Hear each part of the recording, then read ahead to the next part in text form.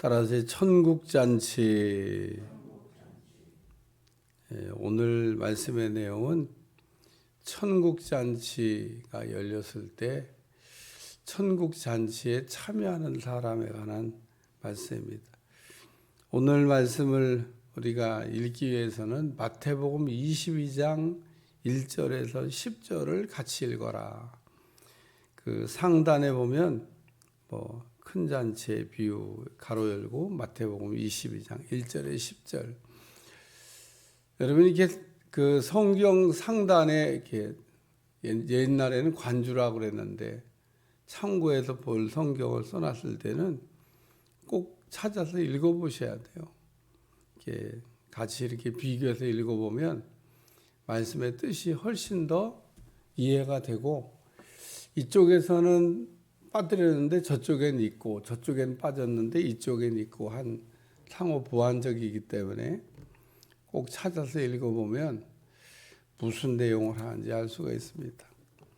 마태복음 22장 말씀에는 그 예복을 입지 않은 사람이 쫓겨나는 이야기가 첨가되어 있습니다. 오늘 본문에는 그런 내용은 없어요. 좀 비슷한 내용은 잔치에 청함 받은 사람들이 참 못한다 이렇게 표현이 되어 있고, 마태복음에는 아주 분명하게 그 초대를 받아서 오긴 했는데 예복을 입지 못한 사람 쫓겨나게 됐다, 그런 내용이 나와 있습니다. 오늘 말씀의 시작은 여기 함께 먹는 사람 중에 하나가 예수님이 그 청한 자에게 이르되, 잔치를 배설한 사람에게 그 사람을 초대할 때는 갚을 게 없는 사람을 초대하면 그 천국 잔치가 배설될 때 거기서 그 되돌려 받게 된다. 이런 말씀을 하니까, 이야, 이 천국 잔치에 참여해서 거기서 떡을 먹는 사람은 복이 있겠다. 그리고 그 예수님의 말씀에 대해서 이렇게 니프를 이렇게 달았습니다. 그러니까 우리 주님이 또 비유로 그 하나님 나라의 천국 잔치에 대해서 말씀을 하셨는데, 잔치를 이게 열었는데, 그냥 오늘 말씀을 요약하면 잔치를 열었는데 초대한 사람이 안 와서 그냥 초대받지 못한 사람을 갖다 채웠더니 종들이 와서 보고하기를 자리가 남았습니다. 강권해서 채워라. 그래서 그 잔치를 이렇게 열게 됐고, 요 청함을 받은 사람들이 오지를 못했는데 그 사람들은 하나도 내 잔치의 맛을 보지 못하리라. 예수님이 그렇게 말씀을 하셨어요. 그래서 첫 번째 생활 말씀은 초대받은 사람입니다. 초대를 받은 사람, 초청장을 받은 사람.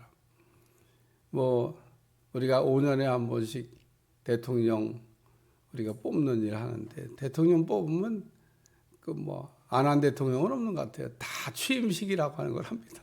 대통령마다 취임식 하는데 나는 안 불러주나 그렇게 기다렸는데 안 불러주더라고. 뭔 말인지 몰라요? 내가 나는 안 불러주나.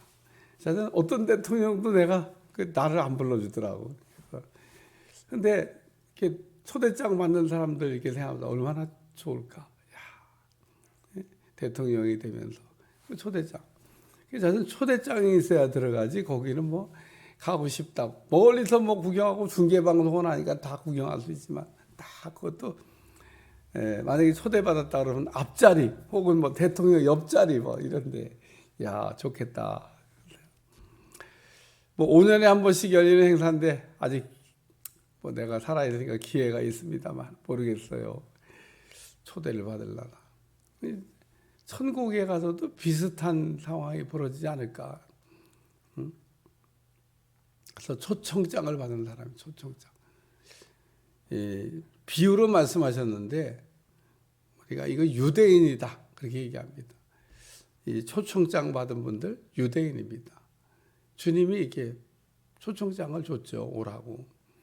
얼마나 좋을까.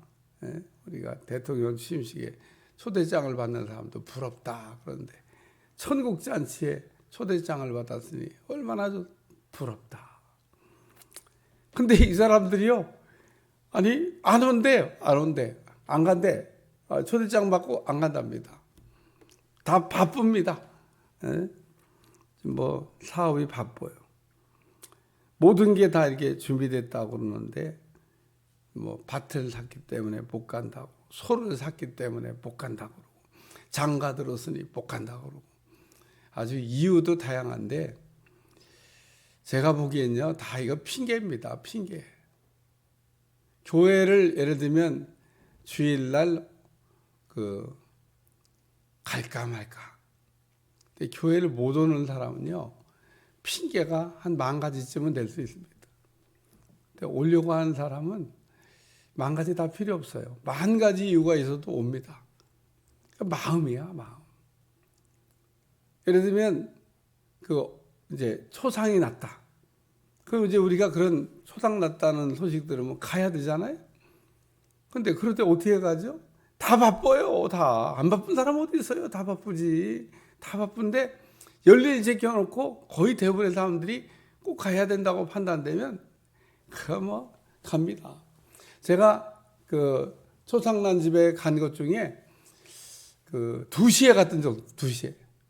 밤 2시에 내가 갈 수 없어요. 뭐 시간이 없는데 그렇다고 거기 내가 꼭 가야 되니까 내가 새벽 2시에 갔다니까. 가도 되더라고. 뭐 그 시간에도 뭐 이게 문상을 받더라고. 가가지고 문상 자라고. 새벽 2시에 안 자더라고.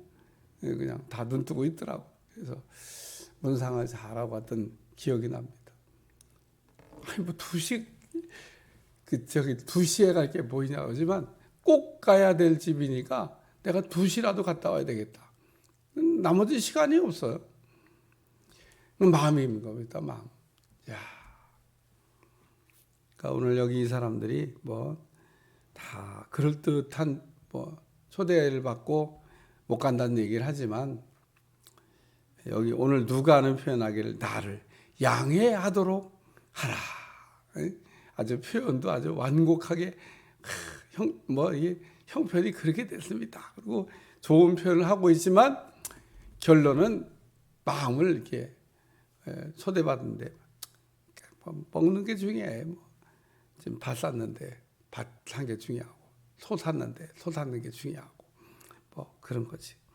그래서 마태복음에 보면 뭐라고 지금 이거를 결론적으로 표현했냐면 청함을 받은 사람은 많되 택함을 받은 사람은 적다. 이렇게 아주 결론적으로 탁 이렇게 오늘 말씀의 내용을 정리해 놨어요. 비교해서 제가 읽어보니까 청함을 받은 사람은 많되 택함을 받은 사람은 적다. 야, 우리가 하나님의 초대를 받았는데 청함을 받은 게 끝이 아니고 택함 받는 게 끝이구나. 하나님의 교회 안에서 택함 받는 여러분들이 꼭 되시기를 축원합니다. 쓰임 받아야 된다는 거예요. 예. 우리가 먹자고 인생 사는 게 아니고 쓰임 받자고 인생 사는 건데 하나님이 이렇게 들어 쓰는 사람, 복 있는 사람입니다. 두 번째는 초대받지 않은 사람입니다. 이 사람들은 초청장도 없어요. 그런데 잔치에 참여하게 됐습니다. 왜 이 사람들이 잔치에 참여하게 됐냐? 잔치에 청함받은 사람이 안 오니까 주인이 화가 났어. 그래서 그냥 길거리 가고 가난한 자, 몸이 불편한 자, 또 여기 맹인, 저는 자들 데려다가 자리를 채워라. 그래서 이 표현이 어제도 나왔어요. 어제도. 여러분 이 표현이 어제도 나왔다는 사실을 상기하셔야 됩니다. 어제도 보니까 잔치를 베풀거든 차라리 갓난 자들과 또 몸 불편한 자들과 저는 자들과 맹인들, 순서는 조금 바뀌었지만 누가복음 14장 13절입니다. 사람들을 쓰는 순서는 바뀌었어요. 똑같은 절이 왔다 갔다 했는데 그냥 베껴 불러 해갖고 딱 갖다 붙이게 하지. 내가 볼 때는 뭐 같은 얘기인데 어쨌든 순서는 바뀌어 있습니다. 무슨 뜻이 있을까 모르겠어요. 내가 깊이 생각 안 해봤습니다. 근데 어쨌든 요 사람의 순서를 배우라는 거는 순서가 다릅니다. 가난한 자, 몸이 불편한 자, 그다음 맹인, 저는 자 이렇게 되어 있는데 여기는 가난한 자, 몸이 여기까지 맞다가 저는 자, 맹인. 여기는 맹인이 먼저 나왔고 여기는 맹인이 나중에 나왔고 순서가 바뀐 것도 뭐 그냥 바꾼 건 아닐 겁니다. 어쨌든 그 결론은 어제 잔치를 초대받았을 때 갚을 게 없는 사람. 그러면서 오늘도 이 똑같은 그런 네 종류의 사람이 초대를 받았습니다. 근데 이거는 이방인을 얘기하는 겁니다. 오늘 우리는 청함받은 사람이 아닙니다. 초대장 없이 지금 천국 가게 생겼습니다. 얼마나 참 감사한 일인지. 초대받은 사람들이 안 간대요. 그래갖고 하나님이 그래 그러면 이방인들 불러. 그래갖고 이방인들인 우리가 이 지금 잔치에 들어가게 생겼습니다. 우리가 무슨 유대인, 무슨 영적 유대인, 나는 그렇게 뭐 어떤 의미를 부여할 수 있지만 사실 영적인 거 할 때 너무 영적인 거 좋아하지 마세요. 그냥 유대인이고 우리 이방인이지 무슨 영적 유대인이 있어요. 우리가 영적 유대인이라나. 저는 그런 해석에 동의하지 않습니다. 그냥 유대인이고 이방인입니다. 유대인은 청함을 받았고 이방인은 초대를 못 받았고. 근데 유대인들이 안 들어간다 그러니까 안 간다 그러니까 우리가 부르심을 받게 된 겁니다. 그래서 그 영적인 비밀을 제일 먼저 알았던 사람이 누구냐면 그게 사도 바울입니다. 너 이방인에게 가서 복음을 전해라. 그래서 뭐 최초의 선교사는 아닙니다만은 바울이 최초의 선교사가 아니에요. 가장 먼저 선교했던 일본 선교사가 누구냐? 그 베드로죠, 베드로. 누가복음 사도행전에 아주 분명하게 사도행전 10장에 베드로가 이방인 고넬료에게 가서 복음을 전했다. 이게 예수님의 직계제자 수제자인 베드로가 이방인 선교의 단초를 열었다는 겁니다. 그 다음에 간 사람이 바울이에요. 그러니까 바울이 늘 그 얘기예요. 내가 먼저 갔냐? 내가 먼저 간 게 아니야. 내가 먼저 시작했냐? 내가 먼저 시작한 게 아니야. 베드로가 먼저 시작했어. 베드로가. 그러니까 이 선교의 시작이 베드로로부터 시작됐다는 겁니다. 그 다음에 바울이 한 거죠. 그러니까 만약에 이 바울이 먼저 했으면 난리 났을 거야. 예수님의 제자도 아닌 게 이방인 선교한다고. 우리 그런 거 인정 못해. 그래서 사도행전을 썼던 누가가 그 사도행전 10장을 정리해 놓은 이유는 이방인 선교의 시작은 베드로로부터고 그렇기 때문에 이방인 선교는 정당성이 있다는 겁니다. 이방인 선교가 합법적이냐 정당성이냐? 왜? 예수님 제자가 해야 되는데 제자가 먼저 했다니까요. 그래갖고 베드로가 이방인 집에 갈 수도 없는 집에 들어갔다 나오는 일 때문에 막 어디 유대인이 이방인의 집에 들어갔다 오냐고 막. 그러니까 베드로가 내가 한 게 아니고 하나님이 그렇게 하셨는데 막 그러면서 설명하니까 그게 공인된 겁니다. 공인. 그래서 이방인 선교는 베드로로부터 시작해서 사도 바울에게 넘어간. 사도 바울이 그 바톤 받아갖고 한 거예요. 그래서 오늘 이방인이 지금 복음 전도, 이방인 선교가 그 정당성이 있냐? 정당성이 있는 겁니다. 오늘 우리가 그래서 여기 예수님도 이렇게 말씀하셨잖아요. 청함 받은 사람이 안 오니까 초대받지 못한 사람이 이렇게 들어가게 됐다. 세 번째 우리가 생각할 말씀은 아직도 자리가. 참 제가 오늘도 말씀 아직도 자리가 갔다가 채웠는데 자리가 남았다는 겁니다. 자리가. 그러니까 우리 주님이 강권하여 채워. 그래서 강권하여 내 자리를 채워라. 우리가 그 전도하다 보면 말 안 듣는 사람들이 있어요. 그런 사람들은 그냥 코를 꿰가지고 강제로 끌고 와야 되는 겁니다. 그게 강권이에요. 무슨 좋은 말로 해가지고 그런 게 아닙니다. 강권이라는 얘기는 아주 그냥 세게 권해가지고 확 잡아 끌듯이 그렇게 잡아 끌고 오는 겁니다. 그러니까 전도가 우리가 이렇게 그냥 뭐 갈급환자 전도 이런 사람들은 그냥 가서 쿡 찌르면 벌써 익은 감자가 돼갖고 막 이게 달려옵니다. 막 그리고 막 줄줄줄줄 막 전도가 되는데 어떤 사람 보면 막 좀 세게 얘기해가지고 잡아와야 될 때가 있어요. 좋은 말로도 해야 되지만 이게 이제 강권입니다. 강권. 가자고 막 권해가지고 자리가 다 채운 겁니다. 자, 잔치 자리가 다 차면 어떻게 될까?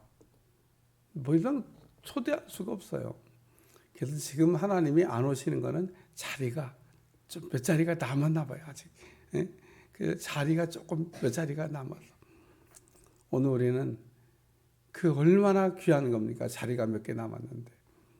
그 자리에 채울 사람을 우리 주님이 기다리고 부지런히 갔다가 자리 채워야 될 줄로 믿습니다. 제가 이번 토요일 날은 집으로 돌아가면 하나님 빈자리를 채워주시옵소서 그러면서 기도했는데 그리고 자리가 비었는데 그릇은 준비되어 있는데 하나님께 자리를 채워주시옵소서. 하나님이 풍성하게 채워줄 줄로 믿습니다. 뭐 구름대같이 벌대같이 이제 오게 하시는 거죠. 그래서 오늘 우리가 청함은 받은 사람은 많되 택함을 받은 자는 적다. 그리고 마태복음 22장에 나오는 예복을 입지 않은 사람, 잔치에 들어가는 것까지는 좋은데 문제는 반드시 예복을 입고 들어가야 된다는 겁니다. 우리가 잔치에 들어가는데 그냥 예복도 입지 않고 다시 말해서 믿음도 없이 잔치에 가는 게 아니다 그런 얘기입니다. 하나님의 잔치에 참여하기 위해서는 믿음이 필요한데 우리가 천국 가기 위해서는 예수님에 대한 믿음이 필요합니다. 이거 하나면 갑니다. 사람들이 막 구원에 대해서 복잡하게 설명하는 사람 전부 다 문제가 있고 뭔가 이상한 데가 있는 겁니다. 뭘 복잡하게 설명을 해요. 예수님 믿으면 구원받는 건데.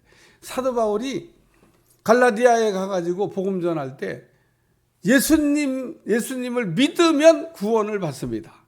그거를 아주 더 쉽게 표현한 데가 빌립보 감옥에서 내가 어떻게 해야 구원을 받겠습니까? 주 예수를 믿으라.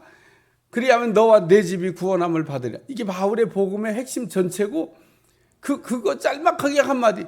어떤 분이 이게 설교하면서 복음을 어떻게 하면 짤막하게 그냥 단답형으로 간단하게 전할 수 있을까? 뭐 그랬던 설교를 제가 들은 기억이 있습니다. 몰라서 그랬나 알고도 그랬나. 간단합니다. 주 예수를 믿으라. 그게 복음 전체입니다. 그리하면 너와 내 집이 구원함을 받으리라. 얼마나 더 짤막하게 복음을 전해요. 그거 외에 다른 길이 있냐? 없습니다. 다른 방법 없습니다. 그러니까 오늘 우리는 자꾸 뭘 해야 구원받겠다고 하는 거 잘못 가도 한참 잘못 간 겁니다. 오늘 우리는 구원받은 거에 기뻐하고 구원받은 거에 감격하고 거기다 다른 걸 갖다 붙이면 안 된다는 겁니다. 갈라디아 교인들이 붙이려고 그랬잖아요. 복음에다가 율법을 갖다 붙이려고 그러는데 왜? 복음으로 구원받은 거 보니까 너무 쉬워. 뭘 해야 될 것 같아. 뭐 좀 착한 일 해야 되나? 뭐 좀 몇 개 또 지켜야 되나? 뭘 해야 되나? 이거 아닌 겁니다. 이걸 해서 구원받는 게 아닌 겁니다. 예수님을 믿음으로 구원받는 겁니다. 그리고 그 구원받은 그 감격에 우리는 늘 감격하고 살아야 되는 겁니다. 그래야 우리 주님이 기뻐하셔요. 내가 너희를 위해 한 거를 저렇게 좋아하고 기뻐하고.